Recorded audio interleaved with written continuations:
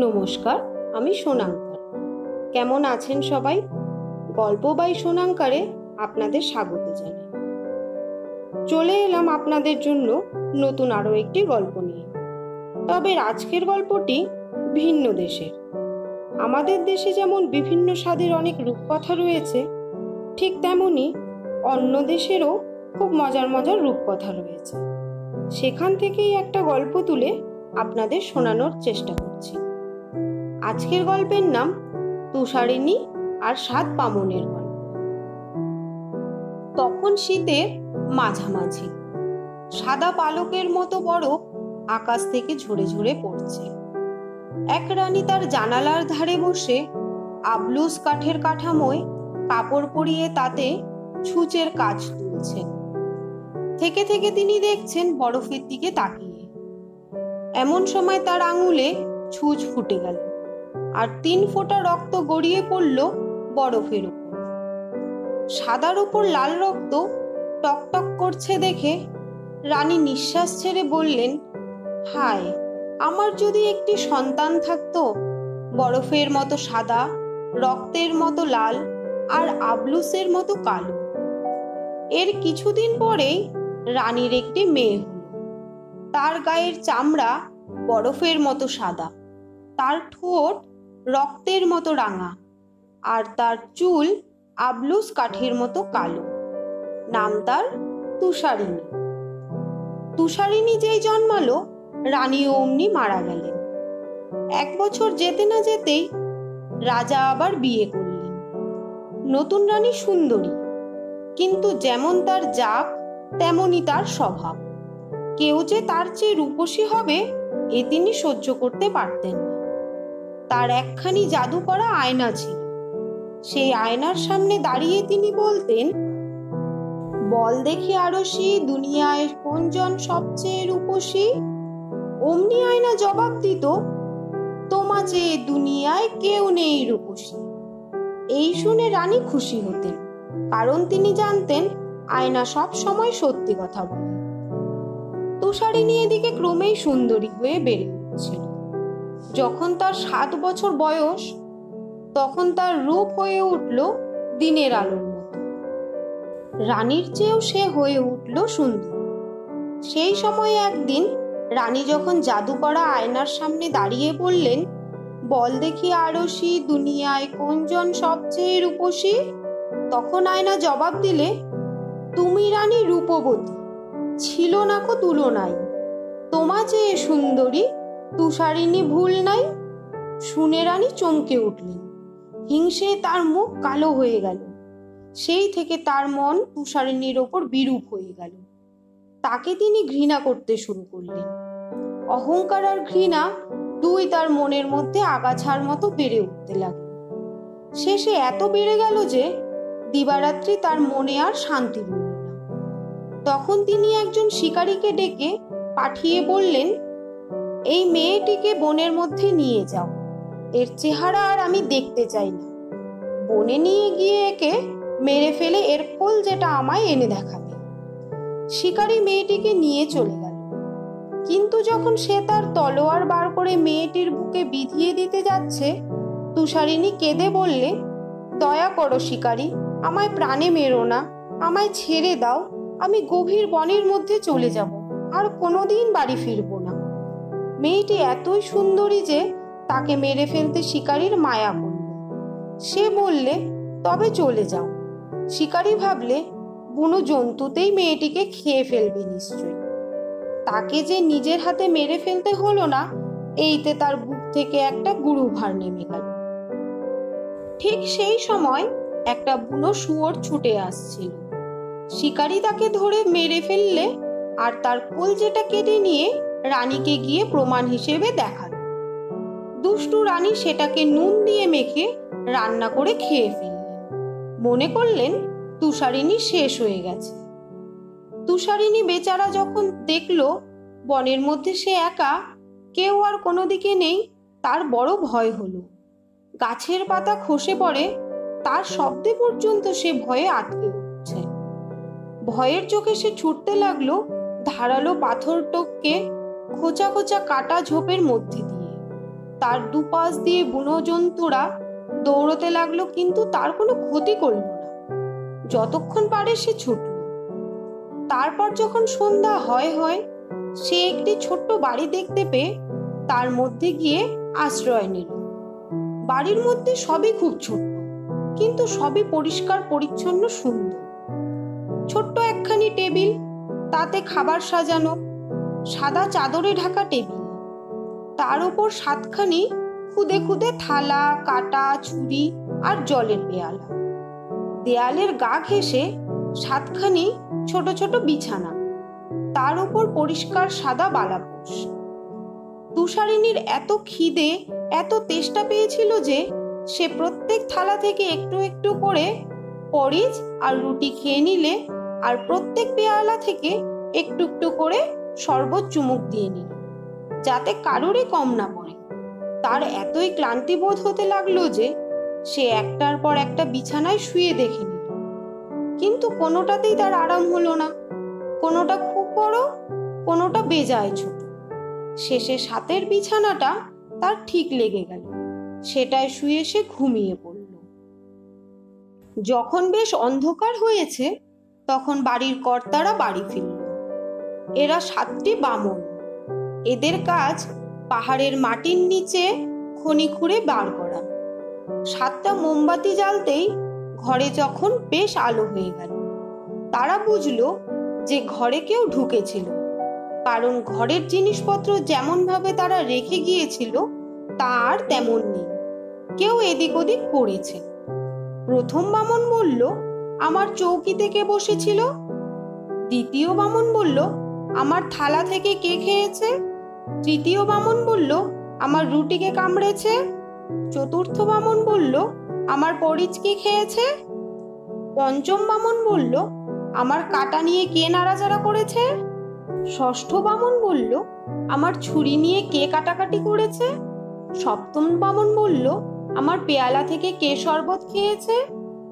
তারপর প্রথম বামন এদিক ওদিক তাকিয়ে দেখলো তার বিছানা দাবানো রয়েছে। সে বলল, কে আমার বিছানায় শুয়েছিল? আর সবাই তাই শুনে ছুটে এসে নিজেদের বিছানার কাছে গিয়ে বলল, আমাদেরও বিছানায় কেউ শুয়েছিল।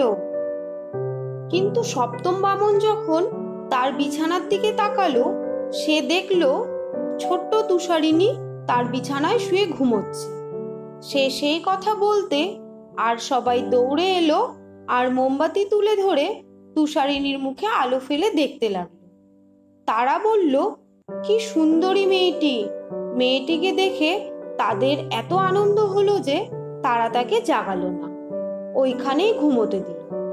সপ্তম বামন প্রত্যেকের খাটে 1 ঘন্টা করে ঘুমিয়ে রাত কাটিয়ে দিল। সকাল হলে তুষারিনী যখন চোখ খুলল, সে 7টি বামন দেখে বেজায় ভয় পেয়ে গেল। কিন্তু তারপর সে দেখলো তারা বেশ ভালো মানুষ। তারা তার নাম জিজ্ঞেস করল। তুষারিনী নাম বলল। তারা বলল, কেমন করে তুমি এখানে এলে? সৎমা কেমন করে তাকে মেরে ফেলতে চেয়েছিল? শিকারী কেমন করে তার প্রাণ ভিক্ষা দিল? কেমন করে সে সারাদিন ছুটে শেষে এই বাড়িতে পৌঁছলো, সব সে বলল। তখন বামনরা বলল, তুমি যদি আমাদের বাড়ি ঘর সংসার চালাও, রান্না করা, বাসন ধোয়া, বিছানা করা, সেলাই করা আর সব কিছু গুছিয়ে রাখা এইতে রাজি থাকো, তাহলে তুমি আমাদের সঙ্গেই থাকতে পারো। তোমার তাহলে কিছুরই অভাব হবে না। তুষারিনী বলল, এতে তো আমি খুবই রাজি। সেই থেকে সে বামনদের ঘরদোর গুছিয়ে রাখতে লাগলো। সকালবেলা বামনরা পাহাড়ে যেত সোনা খুঁড়তে, সন্ধেবেলা ফিরত। তুষারিনী তাদের জন্য খাবার তৈরি করে রাখত। সারাদিন মেয়েটি একলা থাকত। বামনরা তাকে সাবধান করে দিত, এই বলে যে তোমার সৎমাকেই ভয়। তিনি কিছুদিনের মধ্যেই জেনে ফেলবেন তুমি এখানে আছো। খবরদার কাউকে বাড়ির মধ্যে ঢুকতে দিও না যেন। এদিকে রানী তুষারিনীর কলজে খেয়ে খুবই নিশ্চিন্ত ছিলেন যে তিনি দুনিয়ার সেরা সুন্দরী। তাই অনেকদিন পরে একদিন তিনি আয়নার সামনে দাঁড়িয়ে জিজ্ঞেস করলেন, বল দেখি আরশি, দুনিয়ায় কোনজন সবচেয়ে রূপসী? আয়না উত্তর দিল, রূপবতী তুমি তাহে ভুল নাই, তুষারিণী বন মাঝে পেল ঠাই, 7টি বামন তার 7 ভাই, তোমা চেয়ে শতগুণ সুন্দরী তুষারিণী, সন্দেহ তাতে আর নাই নাই। শুনে রানী একেবারে স্তম্ভিত হয়ে গেলেন। তার বুকের রক্ত শুকিয়ে গেল, হৃৎপিণ্ড থেমে গেল। তিনি বুঝলেন তুষারিণী এখনো বেঁচে আছে, আরো সুন্দরী হয়েছে। তিনি বললেন, এবারে আমি তাকে একেবারে শেষ করে দেব। তিনি জাদুবিদ্যার বলে একটি বিষাক্ত চিরুনি তৈরি করলেন। তারপর এমন পোশাক পরলেন যাতে তাকে এক বুড়ির মতো দেখায়, যাতে তাকে কেউ চিনতে না পারে। তারপর 7 পাহাড় পার হয়ে তিনি এলেন 7 বামনের বাড়ি। দরজায় ধাক্কা দিয়ে চেঁচিয়ে বলতে লাগলেন, মণিহারি জিনিস চাই, মণিহারি জিনিস। তুষারিণী জানালা দিয়ে মুখ বাড়িয়ে বলল, চলে যাও, আমি কাউকে বাড়িতে ঢুকতে দিতে পারবো না। বুড়ি বলল, ঢুকতে দিও না, কিন্তু দেখতে তো পারো, এই দেখো। বলে সেই বিষাক্ত চিরুনিটা উঁচু করে দেখালো। সুন্দর চিরুনিটা দেখে তুষারিণী এত লোভ হলো যে সে দরজা খুলে দিল। দরদাম হলো। চিরুনি দিয়ে বুড়ি বলল, কতদিন তুমি চুল আঁচড়াওনি মা, এসো তোমার চুল আঁচড়ে দিই। তুষারিণী কোনো সন্দেহ না করে বুড়িকে তার মাথায় হাত দিতে দিল। বুড়ি চিরুনি বুলোতে বুলোতে যেই না চিরুনিটা তুষারিণীর চুলে গুজে দিল, অমনি বিষের কাজ শুরু হয়ে গেল। আর বেচারি মেয়েটি অজ্ঞান হয়ে ঘুরে পড়ে গেল মাটিতে। দুষ্টু বুড়ি বলল, এইবার কেমন হলো? সবার সেরা রূপসী, এই তোমার শেষ। বুড়ি বলে চলে গেল। ভাগ্যক্রমে সন্ধে তখন হয়ে এসেছে। 7 বামন বাড়ি ফিরল। তারা এসে যখন দেখলো তুষারিণী মরার মতো মাটিতে পড়ে রয়েছে, তারা তখন ভাবলো এ নিশ্চয়ই সৎমার কাজ। তারা খুঁজে দেখতে পেল চুলের মধ্যে চিরুনি গোজা রয়েছে। বিষের চিরুনি তুলে ফেলে দিতেই তুষারিণী চোখ মেলে উঠে বসে যা যা হয়েছিল সব বলে গেল। 7 বামন আবার তাকে সাবধান করে দিল, বলল, আর যেন কখনো কাউকে দরজা খুলে দিও না। রানী বাড়ি ফিরে গিয়ে আয়নার সামনে দাঁড়িয়ে জিজ্ঞেস করলেন, বল দেখি আরশি, দুনিয়ায় কোনজন সবচেয়ে রূপসী? আয়না জবাব দিল, রূপবতী তুমি তাহে ভুল নাই, তুষারিণী বন মাঝে পেল ঠাই, 7টি বামন তার 7 ভাই, তোমা চেয়ে শতগুণ সুন্দরী তুষারিণী, সন্দেহ তাতে আর নাই নাই। আয়নার কাছে এই উত্তর শুনে রানী রাগে থরথর করে কাঁপতে লাগলেন। রেগে বললেন, তুষারিণীকে মারতেই হবে, তাতে যদি আমার প্রাণ যায় তাও ভালো। তিনি একটা লুকোনো ঘরে গিয়ে ঢুকলেন। ঘর বন্ধ করে এক বিষাক্ত আপেল তৈরি করলেন। সুন্দর দেখতে হলো আপেলটি, সাদার ওপর যেন লাল গাল। যে দেখবে তারই নিতে ইচ্ছে হবে, আর যে তার একটুখানি টুকরোও খাবে সে তখনই মরে যাবে। আপেল তৈরি করে রানী নিজের মুখে রং মাখলেন, চাষির মেয়ের পোশাক পরলেন। তারপর 7 পাহাড় পার হয়ে যেখানে 7 বামন থাকে সেখানে গিয়ে হাজির হলেন। তিনি দরজা ধাক্কা দিতে তুষারিণী জানালা দিয়ে মুখ বাড়িয়ে বলল, কাউকে ভিতরে ঢুকতে দিতে আমার মানা, 7 বামন বারণ করে গেছে। চাষির মেয়ে বলল, বেশ তো, আমি তবে অন্য জায়গায় আপেল বেচি গিয়ে, তুমি এইটি বরং এমনিই নাও। তুষারিণী বললেন, না, আমার নেবার সাহস নেই।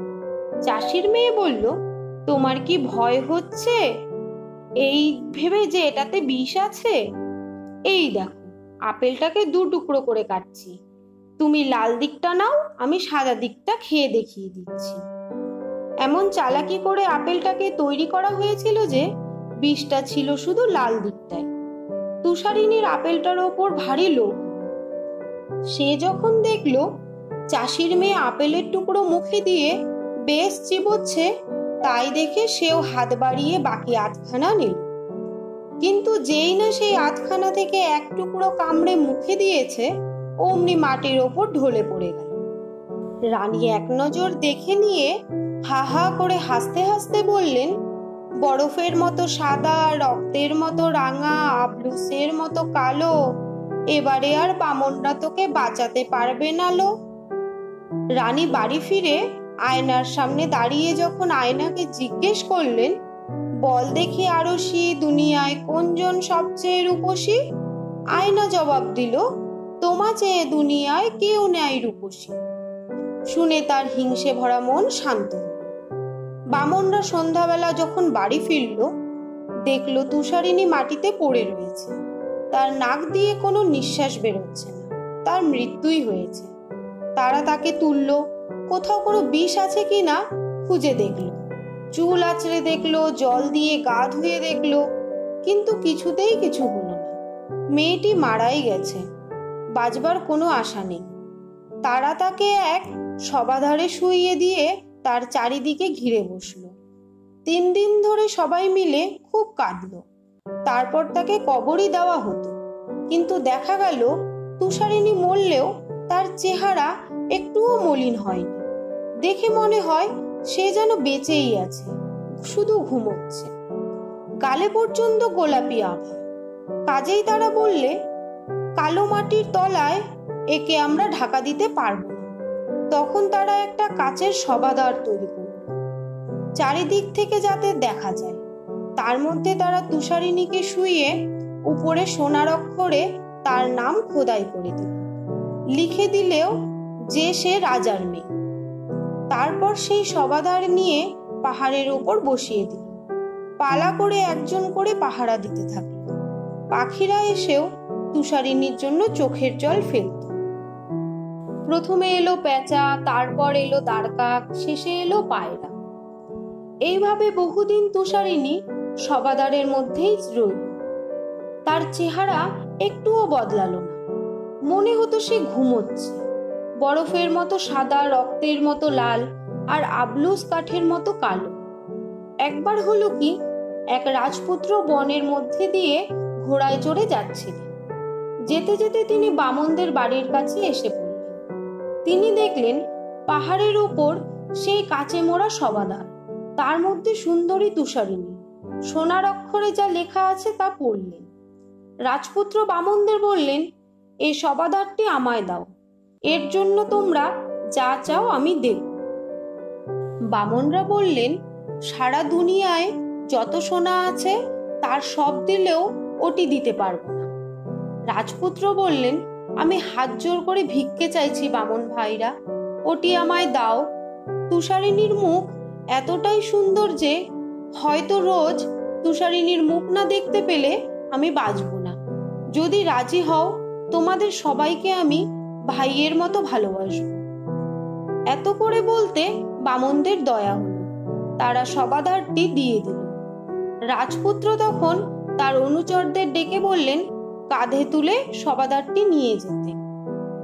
যেতে যেতে হলো কি, যারা শবাধারটি কাঁধে করে যাচ্ছিল তাদের পা একটা ঝোপে হোঁচট খেল, আর সেই ঝাঁকানির ফলে বিষ আপেলের টুকরোটা তুষারিণীর গলার মধ্যে থেকে ছিটকে বেরিয়ে গেল। তুষারিণী আস্তে আস্তে চোখ মেলে চাইল। শবাধারের ঢাকনি খুলে উঠে বসে অবাক হয়ে তাকিয়ে বলল, আমি কোথায়? রাজপুত্র আনন্দের স্বরে জবাব দিলেন, তুমি আমার কাছে। তারপর যা যা হয়েছিল সব বলে তিনি বললেন, তোমাকে ছাড়া পৃথিবীর আর কিছুই আমি চাই না। চলো আমার সঙ্গে আমার বাবার প্রাসাদে, তুমি আমার বউ হবে। তুষারিণী রাজপুত্রের সঙ্গে গেল প্রাসাদে। খুব ধুমধাম করে তাদের বিয়ে হলো।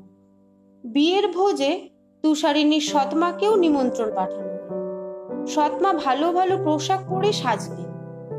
তারপর তার আয়নার সামনে দাঁড়িয়ে বললেন, বল দেখি আরশি, দুনিয়ায় কোনজন সবচেয়ে রূপসী? আয়না জবাব দিল, সুন্দরী তুমি, তাতে ভুল নাই। আজিকার বিবাহের কন্যাটি তোমার হতে শতগুণ রূপবতী, সন্দেহ তাতে আর নাই নাই। শুনে রানী রাগে গড়গড় করে উঠলেন, সাপ সাপান্ত করতে লাগলেন। যেমন মনমরা হলেন তেমন মাথা গরম হতে লাগলো। প্রথমে মনে করলেন বিয়েতে যাবেনই না, তারপর মনে হলো যতক্ষণ না তিনি বিয়ের কনেকে দেখছেন ততক্ষণ তার শান্তি নেই। সেখানে গিয়ে দেখলেন, এ কি, এ তো তুষারিণী।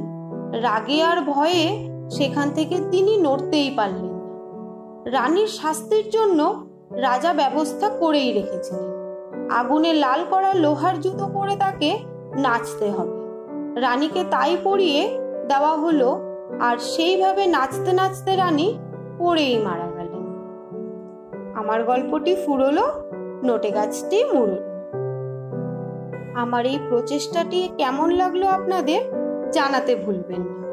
যদি ভালো লেগে থাকে একটি লাইক ও সাবস্ক্রাইব করে পাশে থাকবেন। ধন্যবাদ।